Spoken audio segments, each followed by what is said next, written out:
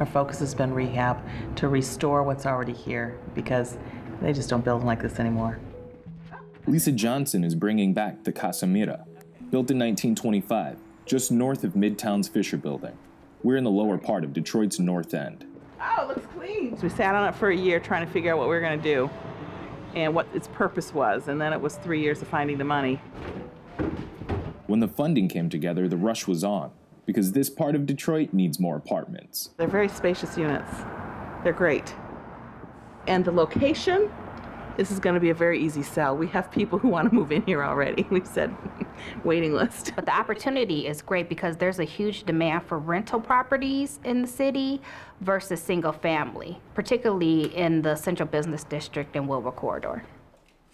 Melinda Clements works for Capital Impact Partners, a nonprofit community projects developer. She studied the Woodward Corridor's resurgence and the changing housing market in Midtown.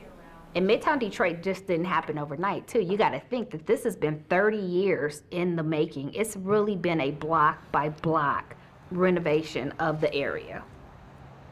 And as Detroit is making all these strides and attempting to attract a younger crowd of people living here, folks are going, I don't need a single-family home that's 1,800 or 2,000 square feet to live in anymore.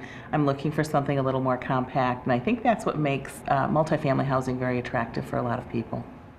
Here, the younger crowd added to the demand, but citywide. The 2008 recession forced a lot of former homeowners into rentals when the mass foreclosures hit. A lot of people who have lost their home do not want to buy another home, and they can't, right, because of their credit. And so renting really sort of has been the shift from the recession, and not necessarily just in Detroit, nationwide. These days, developers have been flipping Midtown apartment buildings as fast as they can. Demand drives the rehabs, new construction, and rental rates. The rental rates now are really going close to $2 a square foot. So compare that to 5 years ago, where they were closer to just over $1 a square foot. That means Midtown prices aren't for everyone. Up in the North End, Johnson's Central Detroit Christian Community Development Corporation has been fixing single-family homes for years, well more than 100 so far. And the housing that we've rehabbed and that we do rehab on an ongoing basis, it is all designed for low to moderate income families. I call it my little doll house. It's everything I want. Jamila McCrae has lived her whole life in the North End. Now she's renting a flat a few blocks from her parents, rehabbed by Central Detroit Christian. It's very affordable, and the good thing about it is I can afford the rent and also have money left over to take care of my family. If I wanted a market rate apartment, it would just like take all my check, you know? Who wanna just work just to pay for their rent?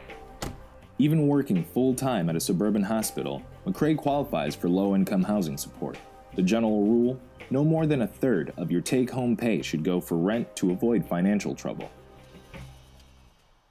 This week we are continuing the framing of walls up on the 4th floor.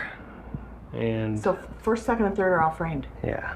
And we're on the 4th already. Yeah. That's amazing. When they're done up there, the roof will then be fully supported so we can tear that off and start a rebuild. The Casa Mira will offer 44 apartments when it's ready to occupy, expected in July. Almost 40% are going to be for low to moderate income families, and then the remaining units will be for market rate. Like much of Detroit, the North End has its share of blight, but it borders Midtown, where, as they say in the real estate game, location is everything.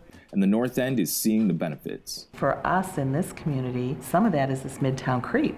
You know, as some people have been outpriced who live in Midtown, they're looking at this neighborhood as the next step up from, moving northward, and they're going, oh, there's some cool housing here.